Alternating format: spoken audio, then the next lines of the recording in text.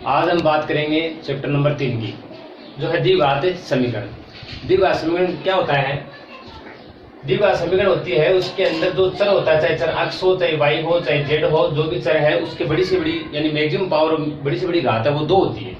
जैसे for example x square plus 2x plus 1 बराबर 0, ये एक द्विघात समीकरण है। कारण इसमें जो चर अक्ष है उसकी बड़ी से बड़ी घात क्या है? 2 है। अब द्विघात समीकरण का व्यापक रूप क्या होता है? द्विघात समीकरण का व्यापक रूप होता है ax square plus bx plus c equal to 0। ये द्विघात समीकरण का व्यापक रूप है। ठीक है, इसके अंदर a है वो x स्क्वायर का गुणांक है, यानी a x स्क्वायर का गुणांक कहलाता है। b x का गुणांक कहलाता है, जबकि c है वो अचर गुणांक है। c क्या है? अचर। अब कोई भी द्विघात समीकरण अगर अपन हल करते हैं तो उसके 2 हल आते हैं। किसी भी द्विघात समीकरण को हल करने पर उसके 2 हल प्राप्त होते हैं। हल का मतलब क्या हुआ? उसके अंदर जो चर दिया हुआ है, अर्थात चर कौन? x या y या z, जो भी चर दिया गया है उसका मान निकालना ही उस द्विघात समीकरण का क्या हो गया? हल हो गया। ठीक है, तो इस द्विघात समीकरण का अगर अपन हल करेंगे तो उसके अंदर 2 हल आएंगे, यानी कि x के 2 मान आएंगे या y के 2 मान आएंगे या z के 2 प्लस 8x बराबर 0। ये जो अपन द्विघात समीकरण के हल करने की विधि है ये गुणनखंड विधि है। अब जो अपन पढ़ रहे हैं वो द्विघात समीकरण को हल करने की गुणनखंड विधि पढ़ रहे हैं। पहली विधि है गुणनखंड विधि। 3 विधियां होती है इसको हल करने की। पहली विधि है गुणनखंड विधि, दूसरी विधि होती है पूर्णवर्ग विधि, तीसरी विधि है श्रीधराचार्य सूत्र द्वारा हल ज्ञात करना। पहले अपन पढ़ेंगे गुणनखंड विधि। 3.2 में है वो अपने पास पूर्णवर्ग विधि आ जाएगी। आगे जो प्रश्न वाले 3.34 जो है उसके अंदर श्रीधराचार्य यानी कि द्विघाती सूत्र से उसका हल प्राप्त करने की विधि है। तो ये जो समीकरण है इसकी तुलना अगर अपने व्यापक रूप से करते हैं, व्यापक रूप कौन होता है? ax square plus bx plus c बराबर 0। इससे अगर इसकी तुलना करते हैं तो यहां पर x स्क्वायर है, यहां पर भी x स्क्वायर, जबकि a की जगह कितना है? 4। तो आप यहां पर लिखोगे यहां a बराबर 4 है और b का मान कितना है? b से तुलना करो तो देखो x की जगह x है और उसके साथ में b है, यहां पर x के साथ में कौन है? 8 है, तो इसका b का मान कितना हो गया? 8 हो गया। तीसरा पद इसमें c है, जबकि इसमें तीसरा पद है ही नहीं। अगर नहीं है तो इसका मतलब उसका c का मान क्या हो गया? 0। ये तीनों अपने पास। आगे अपन शून्यांकों के बीच संबंध स्थापित करेंगे, तो संबंध स्थापित करेंगे उस टाइम ये अपने पास से काम आएंगे। ठीक है, अब देखो समीकरण अपन लिखते हैं। समीकरण अपने पास है 4x स्क्वायर प्लस 8x बराबर 0। इसको सरल करने के लिए अपन क्या करेंगे? इसमें केवल 2 ही पद दिए गए, तो मैं दोनों पदों में से अगर कुछ कॉमन आ रहा है उसको कॉमन लेता हूं। तो यहाँ पर कॉमन कौन आ रहा है? 4। कॉमन का मतलब क्या हुआ? वह संख्या कॉमन कहलाती है जिसका भाग दोनों पदों में या तीनों पदों में, जितने पद सभी पद में भाग जाए उस संख्या को कॉमन लिया जाता है। यहाँ पर 4 मैंने इसलिए कॉमन लिया, 4 का भाग इस पद में जा रहा है और 4 का भाग इस पद में जा रहा है। फिर x का डिवाइड आप इसमें देखो इसमें जाएगा और x का डिवाइड इसमें देखो इसमें जाएगा। कहने का तात्पर्य है कि x है या y है z है उसकी छोटी से छोटी घात है वो कॉमन ले लो। यहाँ पर x की छोटी से छोटी घात क्या है? x की घात 1 है, तो 1 मैंने कॉमन ले लिया, x की घात 1 कॉमन ले लिया, इसको मैंने बाहर निकाल लिया। जो चीज कॉमन ली जाती है उसके बाद अपन लगाते हैं ब्रैकेट। ठीक है, कॉमनली जो मान है उसका भाग दे दो प्रत्येक पद में, तो 4x का इसमें भाग दो, 4 से 4 कैंसिल आउट हो जाएगा, x स्क्वायर में x का भाग दो, कौन बचेगा? x बचेगा, प्लस 8 में 4 का भाग दिया, 2 बार चला गया, x प्लस 2 बराबर है 0 हो गया। ठीक है, अब अपन क्या करेंगे? 2 पद हो गए अपने पास जो दोनों मल्टीप्लाई में, एक तो कौन है? 4x सर, एक है x प्लस 2 और बराबर में क्या है? 0। प्रत्येक पद के बराबर अलग अलग 0 करें। सबसे पहले मैं लिखूंगा 4x बराबर 0, यानी कि मैंने क्या लिखा? जब पहला पद 4x बराबर 0 है तो x बराबर कितना आ जाएगा? ये x के गुणा में कौन है? 4, उधर बराबर के आगे प्रतिस्थापन करेंगे, यानी बराबर के आगे अगर इसको लेके जाएंगे तो क्या हो जाएगा? भाग में चला जाएगा। जो चीज गुणा में होती है आगे भाग में जाती है, जो भाग में होती है आगे गुणा में जाती है। तो गुणा वाला मान है तो उसको आगे भेजो, भाग में 0 में 4 का भाग दिया, क्या आ गया? 0 हो गया। ठीक है, ठीक है, तो x का मान कितना आ गया? 0। ये x का जो मान है, पहला मान है, इसको अपन दूसरा मान निकालने का। पहले पद के लिए मैंने 0 लिख दिया, दूसरा पद मेरे पास क्या है? दूसरा पद मेरे पास है x प्लस 2। दूसरा मान है x प्लस 2, उसके बराबर में क्या रखूंगा? 0। ये x प्लस 2 बराबर 0 लिख दिया। तो x बराबर कितना हो जाएगा, प्लस के 2 उधर प्रतिस्थापन करो, प्लस का 2 हो जाएगा माइनस का, तो x का मान कितना है माइनस का 2। ये तो अपने पास केवल इस समीकरण के हल आए हैं। अब बात रही ए बी सी क्या काम आएंगे, तो क्वेश्चन ये बोल रहा है कि दिए गए द्विघात बहुपदों को हल कीजिए, अर्थात उसके शून्य ज्ञात कीजिए और शून्यांकों के बीच, शून्यांकों और गुणांकों के बीच संबंध स्थापित कीजिए। गुणांक तो हो गए ये ए बी सी, ये हो गए गुणांक, और शून्य के क्या हो गए, x के जो 2 मान है उसको बोलते हैं शून्य, यानी कि पहला मान है 0, तो ये शून्य है, तो पहला शून्य कितना हुआ 0 और दूसरा शून्य कितना हुआ माइनस का 2, ये दोनों शून्य है। अब मैं इसको एक अलग से नाम दूंगा, मैं इसको लिखूंगा या अल्फा बराबर 0। कहने का मतलब x का जो पहला मान आता है उसको अपन बोलेंगे अल्फा, दूसरा मान है x का उसको अपन बोलेंगे बीटा, तो या लगाकर मैं लिख दिया या बीटा बराबर है -2, ठीक है। बीटा बराबर कितना हो गया माइनस का 2। ये अब अपन संबंध स्थापित करेंगे किसके बीच में, जो शून्य आए हैं और जो गुणांक थे, गुणांक कौन थे, ए बी सी ये गुणांक थे, तो इन गुणांकों के बीच में और इन शून्यों के बीच में संबंध स्थापित करेंगे। वो संबंध क्या है, संबंध होते हैं दो संबंध। दो संबंध कौन कौन से, एक तो है योग वाला, योग यानी जोड़ वाला संबंध, तो पहला था योग वाला संबंध।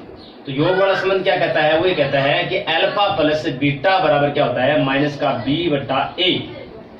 तो अल्फा और बीटा का मान रखो, अल्फा का मान कितना है, अल्फा का मान है 0, तो मैंने अल्फा की जगह रखा 0 प्लस बीटा का मान मेरे पास कितना माइनस का 2, तो माइनस के 2, दो चिन्ह पास पास में हो गए तो इसको एक को ब्रैकेट में बंद कर देते हैं, बराबर में माइनस बी का मान आपने कितना निकाला था, बी का मान आपके पास है 8, तो मैंने ऊपर रखा 8 बटा ए का मान कितना है, ए का मान है 4, तो मेरे ए का मान है 4। ये सरल करोगे तो देखो प्लस माइनस हो जाएगा, माइनस का 2 0 में से जब माइनस का 2 घटाओगे तो कितना बचेगा माइनस का 2, बराबर में कितना आ जाएगा 8 में 4 का भाग दिया, कितनी बार गया 2 बार, किसका आया माइनस का, दोनों साइड बराबर है, एलएचएस और आरएचएस दोनों बराबर। इसका मतलब क्या है, संबंध सत्य है। इसने कहा है कि संबंध की सत्यता की जांच कीजिए, तो संबंध क्या है, सत्य है, संबंध सत्य, पहला संबंध सत्य हो, पहला संबंध सत्य हो। दूसरा संबंध होता है गुणा वाला संबंध। गुणा वाला संबंध का मतलब ये है कि पहले तो अपन ने शून्यांकों को जोड़ा है, अब अपन शून्यांकों को क्या करेंगे, गुणा करेंगे। ये एक याद रखने की विधि है कि दो संबंध है, एक तो योग वाला जिसमें दोनों शून्यांकों को अपन जोड़ेंगे, तो मैंने दोनों को जोड़ दिया, ठीक है। दूसरा संबंध है वो है गुणा वाला। गुणा वाला का मतलब क्या, दोनों शून्यांकों को अपन क्या करेंगे, गुणा करेंगे, तो वो होता है अल्फा गुणा बीटा, यानी प्लस की जगह क्या आ जाएगा मल्टीप्लाई, यानी गुणा का चिन्ह आ जाएगा, और बराबर में वो क्या हो जाएगा, उसमें गुणांक कौन आएंगे, वो होता है सी बटा ए। तो अल्फा का मान कितना है, अल्फा का मान है 0 गुणा बीटा का मान कितना है, देखो अल्फा का मान रहा 0 और बीटा का मान कितना -2, तो मैंने बीटा का मान रखा -2 और बराबर में कितना है, सी का मान रखो, सी का मान कितना मेरे पास, सी का मान है 0, तो सी का मान 0 मैंने रखा 0 और बट्टा में ए का मान अपने पास कितना था 4, तो ए का मान 4। जब मैं 0 से मल्टीप्लाई करूं ये भी 0 हो गया और 0 में 4 का भाग दिया ये भी 0 हो गया, दोनों साइड बराबर आ गया, एलएचएस आरएचएस दोनों बराबर आ गया। इसका मतलब क्या संबंध है, सत्य है। ये प्रश्न अपना पहला हो गया। अगला ये बोलते हैं कि शून्य के ज्ञात कीजिए और शून्य के तथा गुणांक के बीच में संबंध स्थापित कीजिए, तो अपन को संबंध भी ज्ञात करना पड़ेगा। ये तभी ज्ञात करना है जब क्वेश्चन में दिया जाए। नेक्स्ट प्रश्न देखो, अगला प्रश्न है 4x स्क्वायर माइनस का 4x और प्लस का 1 बराबर है 0। ये पॉइंट नंबर 2 है। 3.1 में पहले क्वेश्चन का पॉइंट नंबर 2 है। तो इसमें देखो, इसको अपन सरल करेंगे, उससे पहले अपन एबीसी मान निकाल लेते इसकी तुलना करके, किससे, व्यापक समीकरण से।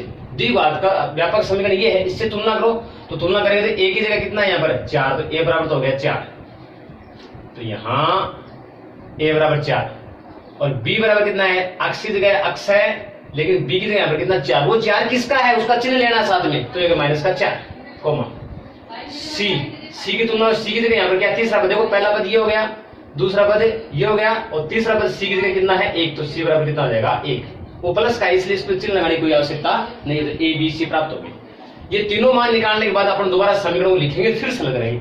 तो मैं समीकरण को लिखाऊंगा, ये समीकरण अपने पास दे रखिए 4x स्क्वायर माइनस का 4x और प्लस का 1 बराबर है 0। पहले वाले सवाल में केवल 2 ही पद थे, जबकि इसमें 3 पद है, प्रथम द्वितीय और तृतीय, 3 पद हो गए, पहला दूसरा तीसरा। तो इस प्रकार की जो द्विघात समीकरण है उसको सरल अपन कैसे करेंगे, उसके जो बाहर वाले पद है उनको तो सेम लिखना है, उनको छेड़ना नहीं है। तो मैं बाहर वाले पद क्या है 4x² वो लिख दिया और प्लस का 1 लिख दिया। बदलाव किसमें करना, बदलाव करना है बीच वाले में, -4x में बदलाव करना है। बाकी दोनों बाहर वाले जो पद है दोनों सेम के सेम लिख दो, ये अगली स्टेप बता रहा हूं आपको। और जो -4x है उसको अपन बदलेंगे, और कैसे बदलेंगे वो देखो। ये जो दो संख्या दो पद अपन ने लिखे, इन दोनों को मल्टीप्लाई करो। जब 4x² को 1 से गुणा करूंगा तो 4 को 1 से गुणा करने पर मेरे पास कितना आएगा 4 आएगा, और साथ में कौन है x², यानी कि 4x², दोनों को गुणा करने में 4x² है। अब बीच वाले पद को तोड़ना है। बीच वाला पद कितना है, बीच वाला पद है -4x, इसको तोड़ना है, या तो इनको जोड़ो या घटाओ करो, कोई भी दो संख्या लेनी है। तो -4x के ऐसे दो टुकड़े करो कि गुणा करने पर तो कितना आ जाए 4x², और जोड़ने या घटाने पर कितना रहे वो -4x रहे। गुणा करने पर तो प्लस का 4x² आए, लेकिन जोड़ने या घटाने पर कितना है -4x आए। तो दो संख्या है -2x से -2x। -2x को -2x से आप गुणा करोगे तो माइनस को माइनस से गुणा किया प्लस हो गया, 2 दूनी 4 हो गया, x को x से गुणा किया कितना हो गया 4x² बन गया। अब इसके टुकड़े और भी हो सकते थे, जैसे -3x और -1x, लेकिन -3x -4x तो हो जाएगा, लेकिन गुणा करने पर कितना आएगा 3x² आएगा, जबकि अपन को कितना चाहिए 4x² चाहिए। इसलिए ये पद अपन नहीं माने, अपन क्या लिखेंगे -2x। किसकी जगह लिखना है, इस -4x को हटाकर इसकी जगह ये लिख देना है। तो मैं ये लिख दिया -2x और -2x, और बराबर में बना 0। अब दो पद के जोड़े बना लें, तो एक पद और दो पद एक जोड़ा तो ये बना लेंगे, और एक पद एक जोड़ा ये बना लेंगे। प्रत्येक जोड़े में से अपन को वही काम करना, संख्या कॉमन लेनी है। तो इस जोड़े में से अपन संख्या कॉमन लेंगे, तो संख्या कॉमन आएगी 2, क्योंकि इसमें और इसमें 2 का भागदर है। और चर क्या कॉमन आएगा, चर आएगा यहाँ पर x, तो मैंने 2x कॉमन लिख दिया। जो संख्या कॉमन ली जाती है उसका भाग देंगे, तो इसमें 4 में 2 का भाग दोगे 2 आएगा, x² में x का भाग देंगे, कितना x बच गया 1x बच गया, -2x में 2x का भाग दोगे क्या आ जाएगा 1। ये चिन्ह माइनस का था तो मैंने माइनस का लगा दिया। नेक्स्ट देखो, यहाँ पर कुछ भी संख्या कॉमन नहीं आ रही है, यानी कोई भी संख्या यहाँ पर कॉमन नहीं आ रही है, यानी किसी संख्या एक संख्या का भाग नहीं जा रहा है। लेकिन एक संख्या अपने पास ऐसी होती है, वो होती है एक का प्रत्येक, चाहे कितनी भी बड़ी संख्या हो, चाहे वो प्लस की हो चाहे माइनस की हो, प्रत्येक में भाग जाता है। इसलिए मैं यहाँ पर क्या कॉमन ले लूंगा, 1 कॉमन लूंगा। अब बात रही वो 1 प्लस का ले कि माइनस का ले, मैंने बात ये कि 1 तो कॉमन ले लिया, लेकिन जो ये 1 है ये अपन को प्लस का लेना है माइनस का। तो ये 1 इस प्रकार से कॉमन लेना है कि कॉमन लेने के बाद में जो भी संख्या ब्रैकेट में आएगी वो सेम ही आनी चाहिए। ये जो ब्रैकेट है वैसे का वैसा अगला ब्रैकेट आना चाहिए। तो इसलिए मैं इस 1 को माइनस का कॉमन लूंगा। जब माइनस का 1 कॉमन आ गया तो ये माइनस बाहर कॉमन आ गया, तो ये 2x किसका बन गया, प्लस का। और ये प्लस था, उसमें से माइनस बाहर आ गया तो क्या बच गया, माइनस। और क्या हो गया अपने पास 1 बच गया। दूसरा तरीका क्या है, मैंने -1 कॉमन लिया, तो -1 कॉमन ले, तो उस माइनस की संख्या भाग दे दो, -1 का -2x में भाग दे, माइनस से माइनस कैंसिल आउट हो गया, 2x बच गया। और -1 का +1 में भाग दे, कितना आ गया -1, और बराबर क्या आ गया 0। ठीक है, अगली स्टेप है, ये 2x - 1, ये 2x - 1 दोनों सेम है, तो दोनों सेम है तो इसको एक ही बार लिखना, 2x - 1 एक बार लिखने का मतलब है ये कॉमन आएगा इस पूरे में से, इस पूरे में से 2x - 1 यहाँ पर है, 2x - 1 यहाँ पर है, ये कॉमन आएगा। लेकिन याद रखने का तरीका, ये दोनों ब्रैकेट सेम आएंगे, उसको एक बार लिखना, तो मैंने इसको एक बार लिख दिया, दूसरी बार इसको नहीं लिखना। दूसरी बार इनको छोड़कर जो बच गया, क्या बच गया, एक तो 2x बच गया और एक क्या बच गया, -1 बच गया, बराबर में कितना आ गया 0। ठीक है, अब ये दोनों गुणा में है और दोनों गुणा में बराबर में कितना है 0। तो मैंने क्या कहा, जब अपने पास लास्ट में 2 ब्रैकेट यानी 2 कोष्ठक प्राप्त हो जाए तो प्रत्येक के अलग अलग 0 कर देना। तो यहाँ पर क्या हो जाएगा, पहले हो जाएगा जब 2x - 1 बराबर 0, 2x - 1 बराबर 0 है, पहले इसके बराबर 0 करूंगा, तो पक्षांतर करो, तो 2x इधर रखा, माइनस का 1 उधर जाएगा, किसका हो जाएगा, प्लस का 1। x के गुणा में 2 है, तो गुणा में 2 है तो ये गुणा वाले 2 उधर जाएंगे, किसमें जाएगा, भाग में, तो x बराबर कितना आ जाएगा 1/2। ये जो मान आया ये पहला शून्यक है, और पहले शून्य को अपन बोलते हैं अल्फा, यानी कि अल्फा बराबर कितना आ गया, 1/2 आ गया, ये पहला शून्यक आ गया। ये अब अपन दूसरे ब्रैकेट के बराबर 0 करेंगे, तो 2x - 1 बराबर है 0, 2x - 1 बराबर 0, माइनस का 1 उधर जाएगा, किसका प्लस का, वही काम करें, तो 2x बराबर कितना आ जाएगा 1, तो x बराबर कितना आ जाएगा 1/2, ये दूसरा शून्य का आ गया। और दूसरे शून्य को अपन बोलते हैं बीटा, तो बीटा बराबर कितना आ गया 1/2। ये अल्फा का मान आ गया और ये बीटा का मान आ गया, दोनों शून्य का आ गया। ये तो शून्य की ज्ञात करने थे, अपन ने ज्ञात कर दिया। अगला बोल रहा है कि संबंध ज्ञात कीजिए। अब अपन को संबंध किस में ज्ञात करना है, 2 शून्य जो आपने ज्ञात किए थे वो, और जो गुणांक थे, गुणांक कौन है, A B C जो थे वो गुणांक है, तो इनके और इसके बीच में क्या करना है, आपको संबंध ज्ञात करना है। तो संबंध स्थापित के लिए वही नियम अपने पास, अल्फा प्लस बीटा, यानी दोनों शून्यकों को जोड़ने पर क्या आएगा, माइनस का बी बटा ए आएगा।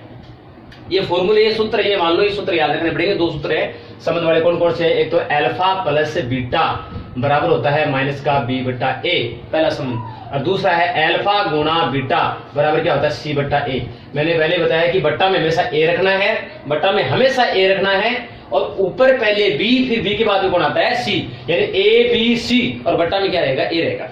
ठीक है, ये दो फॉर्मूले हैं संबंध याद करने वाले, इनको याद रखना। अल्फा का मान को, अल्फा का मान है 1/2, आगे चीज प्लस का, बीटा का मान मेरे पास कितना है 1/2 बराबर माइनस बी का मान कितना है, बी का मान यहाँ पे देख लो, बी का मान है माइनस का 4, तो माइनस का 4। ठीक है, ये जो माइनस है, ये तो सूत्र बड़ा माइनस है, और जो बी का मान वो कितना माइनस का, तो वो बी का माइनस का 4 होगा। बट्टा में कितना आ गया, ए का मान कितना है, ए का मान है 4। ठीक है, 1/2, 1/2 लघुत्तम लेके आप सरल करोगे तो कितना हो जाएगा, 1 हो जाएगा, सीधा लिख दो 1। चलो लघुत्तम ले लो, यहाँ पर 2 का लघुत्तम, 2 का डिवाइड इसमें दिया, एक बार 1 को मल्टीप्लाई, ये 1 हो गया, प्लस में कितना 1 आ गया, बराबर में कितना आ गया, माइनस से माइनस क्या हो गया, प्लस हो गया, 4 में 4 का भाग दिया, कितना आ गया, 1 कितने हो गए 2, और जब 2 में 2 का भाग देंगे तो कितना आएगा 1 बराबर 1, दोनों साइड बराबर आ गई। इसका मतलब अपना संबंध क्या है, सत्य। पहला संबंध है वो सत्य हो गया। कौन सा संबंध था वो, योग वाला, ये योग संबंध हो गया। दूसरा है गुणा वाला, तो गुणा वाला क्या है, अल्फा गुणा बीटा बराबर है सी बटा ए। ठीक है, मान रखो अल्फा का मान है 1/2 गुणा 1/2 बराबर सी का मान कितना है, सी का मान है 1, और बट्टा में ए का मान कितना है 4, मल्टीप्लाई करो, 1 को 1 से गुणा किया 1 को 1 से गुणा करा कितना 1, और बट्टा 2 को 2 से गुणा किया कितना आ गया 4, 1/4 बराबर में कितना है 1/4, दोनों साइड बराबर आ गई, एल और आर से दोनों बराबर है, तो इसका मतलब क्या है, संबंध सत्य है, संबंध सत्य है ये।